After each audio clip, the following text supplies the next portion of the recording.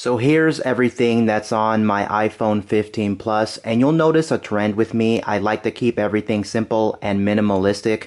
If we go over to my lock screen, you'll see I just have a black background with no widgets. I just have the date and the time of day there. That's just the way I like it. And then if we go over to my home screen, you'll see the trend continues. I also have a black background there as well. And you can see right there, there's my home screen. Now, I only have one home screen. I don't have multiple home screens, and I don't keep anything in folders because, quite honestly, I don't like folders. I don't like the way they look, and on top of that, they do confuse me, so I only have one home screen for everything. And then I do have more apps than this, but every other app that I own is actually in the app library. Those are going to be applications that I don't use on a regular basis. So anything that you're seeing on screen right now are going to be applications that I practically use on a day-to-day basis.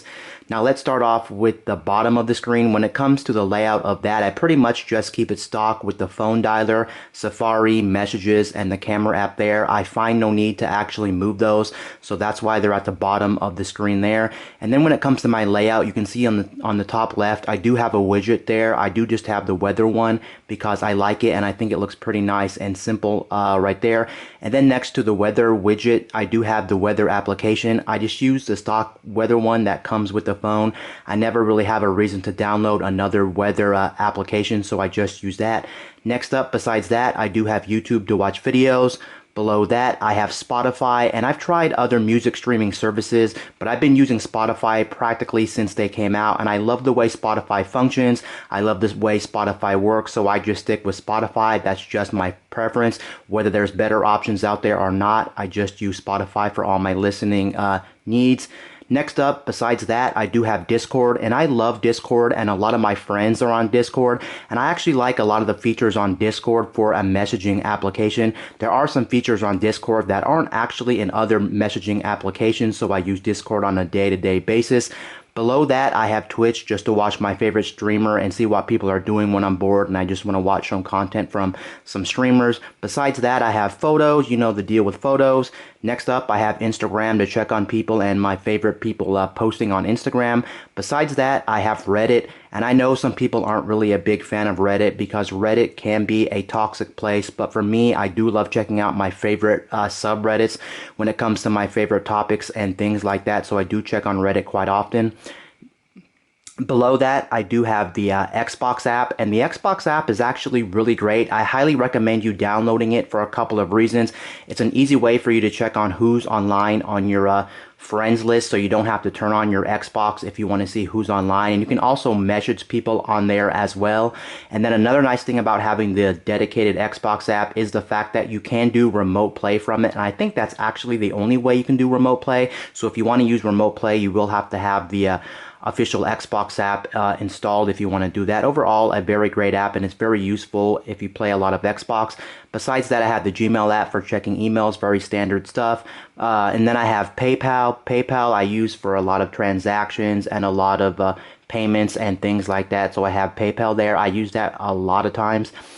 Beside that, I have the Google application, and I love the Google application because basically what it does is it's kind of like a newsreader. When you actually, let me go ahead and show you what's on the Google application. So for instance, I log into the Google application, and as I'm on the Google application, you can see as I'm scrolling around, it pretty much just takes all my search results that I've been searching, and it pretty much puts them into one reader. You can kind of think of this like a Flipboard or like an Apple News, and then it gives you videos, it gives you articles, it just gives you a number of different things. And I check this every single day because there might be some really useful information on different websites and things like that based on the topics that I like to actually look at on the internet.